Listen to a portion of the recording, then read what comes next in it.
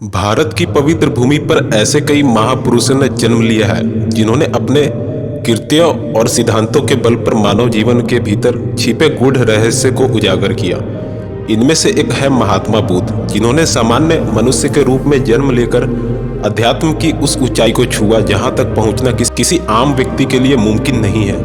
ऐसे महान पुरुष के दिखलाए गए मार्गों को लेकर एक धर्म के रूप में ग्रहण किया, जिसके परिणाम स्वरूप भारत समेत सभी बड़े देशों में बौद्ध धर्म एक प्रमुख धर्म के रूप में स्वीकृत कर लिया गया।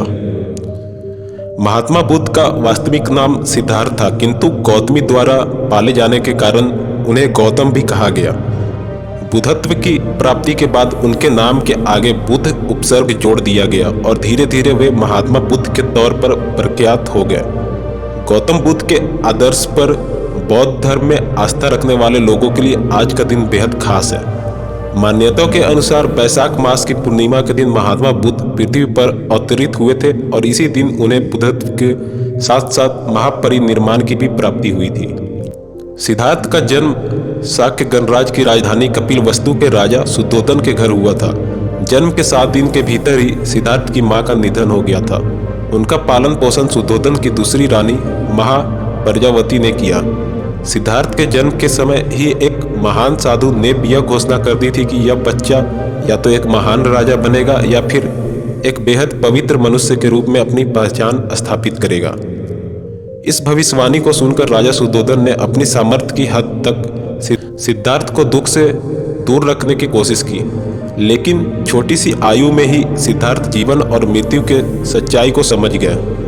उन्होंने यह जान लिया कि जिस प्रकार मनुष्य का जन्म लेना एक सच्चाई है, उसी प्रकार बुढ़ापा और निधन भी जीवन की कभी न टलने वाली हकीकत है।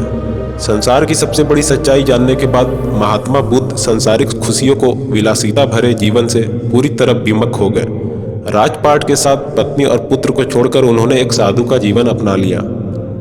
बुद्धत्व की प्राप्ति 2 अन्य ब्राह्मणों के साथ सिद्धार्थ ने अपने भीतर उपज रहे प्रश्नों को हल ढूंढने शुरू किए, लेकिन समुचित ध्यान लगाने और कड़े परिश्रम के बाद भी उन्हें अपने प्रश्नों के हल नहीं मिले।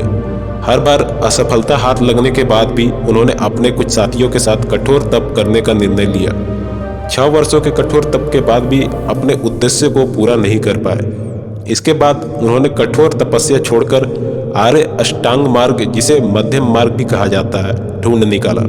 वह एक पीपल के पेड़ नीचे बैठ गए और निश्चय किया कि अपने प्रश्नों के उत्तर जाने बिना वह यहाँ से उठेंगे नहीं। लगभग 49 दिनों तक ध्यान में रहने के बाद उन्हें सर्वोच्च ज्ञान की प्राप्ति हुई और मात्र 35 वर्ष की उम्र में ही वह सिद्धार्थ से महात्मा बुद्ध बन गए। ज्ञान की प्राप्ति होने के बाद महात्मा बुद्ध 2 व्यापारियों तपूसा और भलिका से मिले, जो उनके पहले अनुयायी भी बने। वाराणसी के समीप स्थित सारनाथ में उन्होंने अपना पहला धर्मोपदेश दिया। बुद्ध का महापरिनिर्वाण। बौद्ध धर्म से जुड़े साहित्य के अनुसार 80 वर्ष की आयु में महात्मा बुद्ध ने यह घोषित कर दिया था कि बहुत ही जल्द वह महापरिनिर्वाण की अवस्था में पहुंच जाएंगे। इस कथन के बाद महात्मा बुद्ध ने एक लोहार के हाथ से आखिरी निवाला खाया। इसके बाद वह बहुत जल्दी ही बीमार हो गया। लोहार को लगा कि उसके हाथ से खाने के कारण महात्मा बुद्ध की यह हालत हुई, इसलिए महात्मा बुद्ध ने अपने एक अनुयायी को गुंडा नामक लोहार को समझाने भेजा।